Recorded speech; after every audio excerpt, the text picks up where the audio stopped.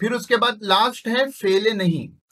فعل نہیں، فعل نہیں جو ہے کسی شخص کو حکمن کسی کام سے روکنے کے لیے جو فعل استعمال ہوتا ہے اس کو فعل نہیں کہتے ہیں. کسی کام سے روکنا، لا تضرب، لا تضرب، تو مت مار، آپ مت ماریے. یعنی فعل امر میں بھی حکم دیا جا رہا ہے، فعل نہیں میں بھی حکم دیا جا رہا ہے. فعل امر میں کام کے کرنے کا حکم دیا جا رہا ہے، فعل نہیں میں کام سے رکنے کا حکم دیا جا رہا ہے.